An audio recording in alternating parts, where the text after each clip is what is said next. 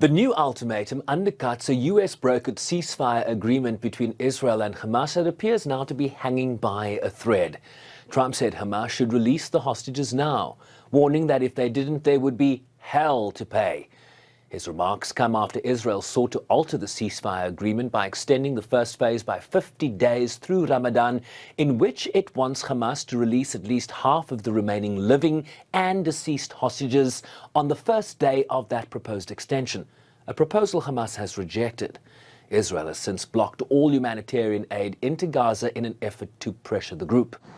These latest developments emerging as the White House confirmed its special envoy for hostages, Adam Baylor, was directly engaging Hamas in a major shift in long-standing policy not to engage with groups designated as terrorist organizations by the United States.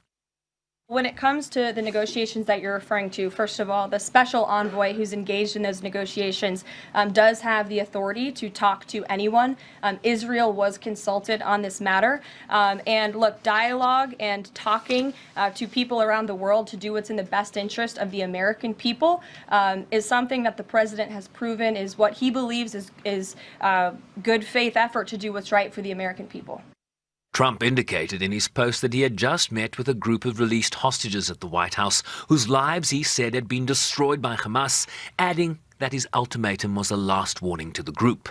He said to Hamas's leadership that now was the time for them to leave Gaza while they still had a chance. In a message to the people of Gaza, Trump said a beautiful future awaited them, but not if they held hostages, and that if they continued to do so, quote, "You are dead," adding that they should make a smart decision. Relatives of hostages held or released protested in Tel Aviv Thursday and directly pleaded with Trump. President Trump, you can still be the savior of the hostages, the savior of Israel, of the Israeli public, of the Middle East. You are the man that could put an end to this war, bring all the hostages back home, and create here a better future for all people. Don't cooperate with Netanyahu.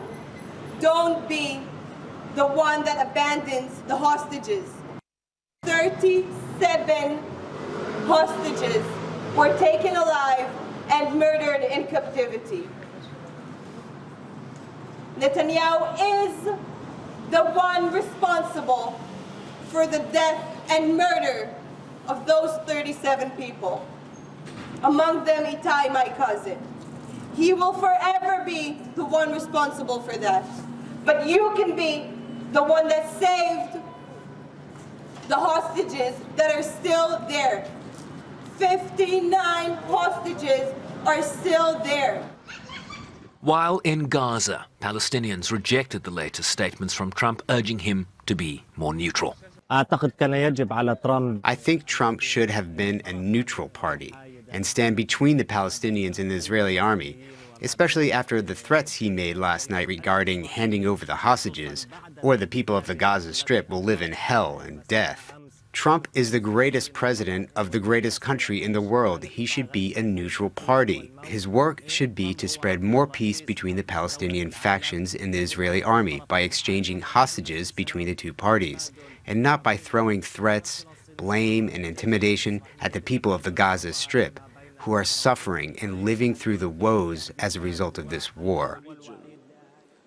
Earlier, the United Nations chief, speaking at the Arab League summit in Cairo this week, called for the phased ceasefire agreement to continue. Serious negotiations for the ceasefire in all its facets must be resumed without delay. All hostages must be released immediately and conditionally in a dignified manner. The release of Palestinian detainees must be carried out per the terms of the deal and also in a dignified way. This comes as the United States has decided to expedite around $4 billion in military assistance to Israel for weapons and ammunition, according to the State Department.